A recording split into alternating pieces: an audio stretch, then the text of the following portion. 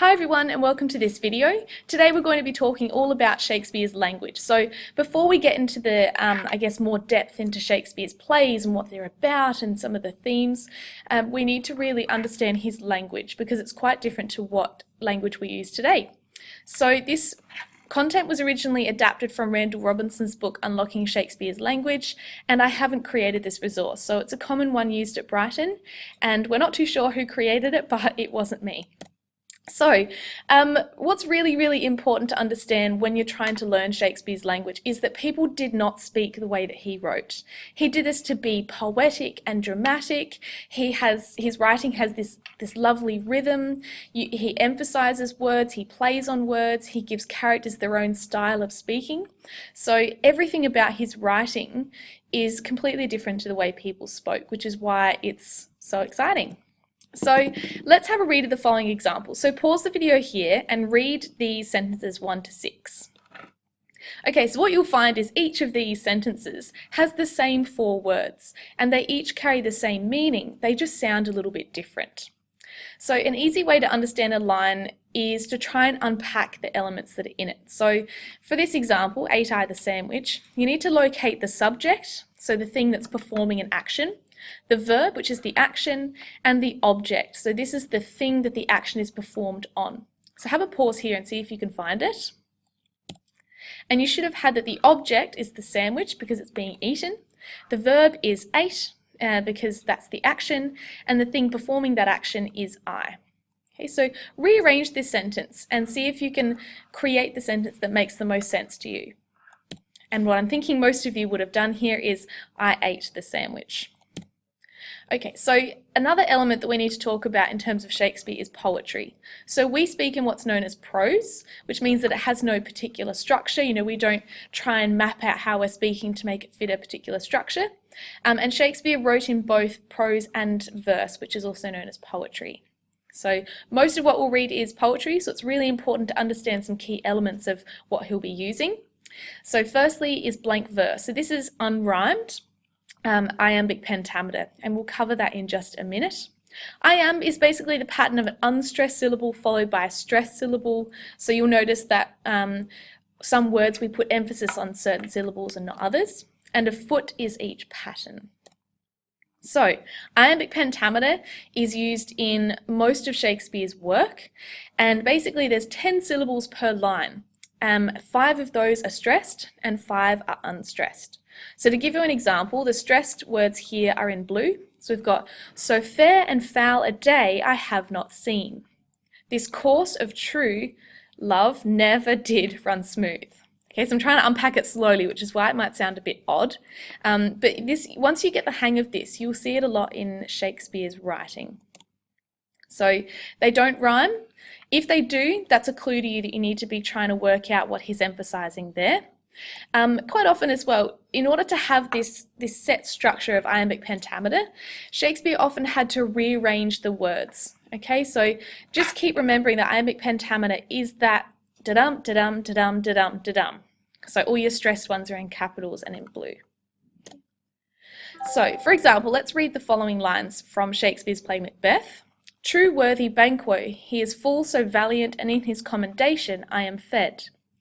So here you'll see that some words are naturally stressed. Okay, so true worthy Banquo, he is full so valiant, and in his commendation I am fed.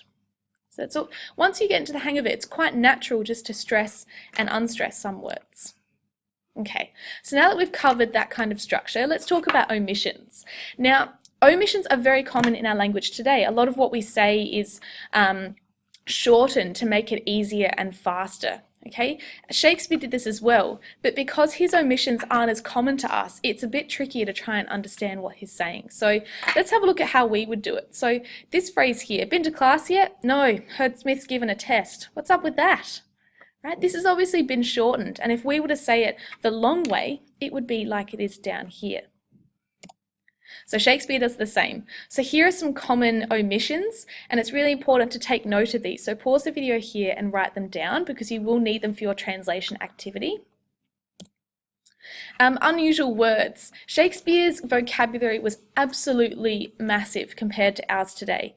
So there are a lot of words that you won't recognize, either because they have a different meaning or that they don't even exist anymore. So you'll need to do some decoding as you go. These are some words or phrases we use today that Shakespeare actually invented. So some of his language is still around today. You might like to pause the video here because these are all some things that we say today that we also owe to Shakespeare. Okay, let's talk about arrangement now. So we talked about that structure before and that he sometimes needed to change the word or the order of words in order to fit that iambic pentameter. So here's an example that has no set meter. So you can see that there's kind of no pattern to where the blue words are. I'll fight till my flesh be hacked from my bones.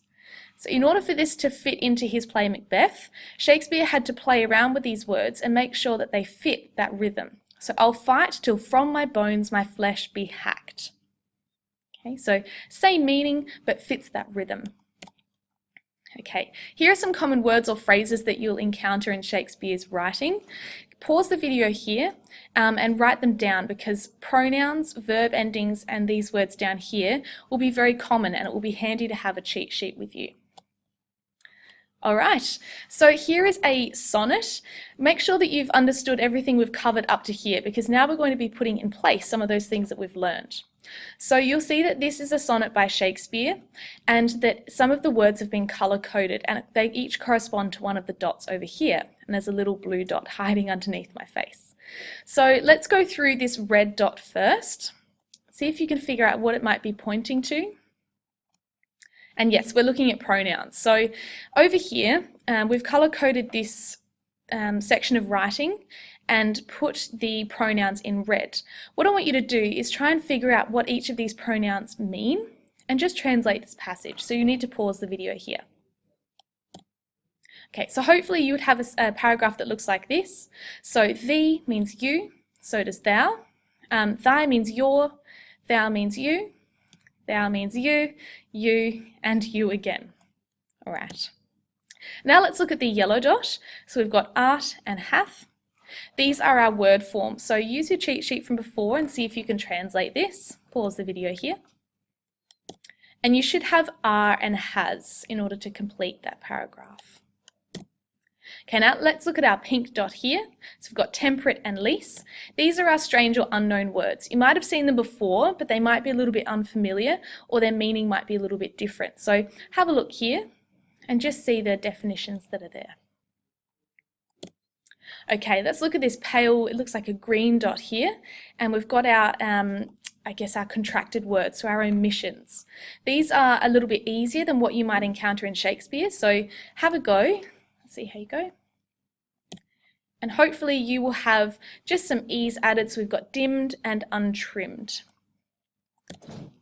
Okay, now we're going to look at this blue dot. So this corresponds to these words down here.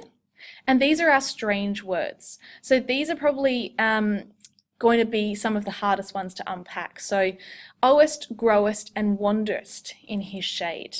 See if you can pause here, have a guess, see if you can figure out what he might be trying to say.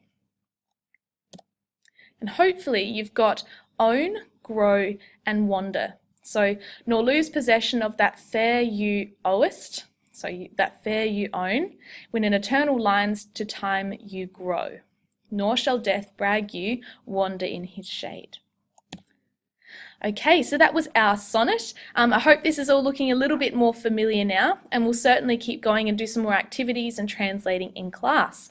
If there's anything that you still don't understand, go back and have another watch, and I look forward to seeing you next time. See you, everybody.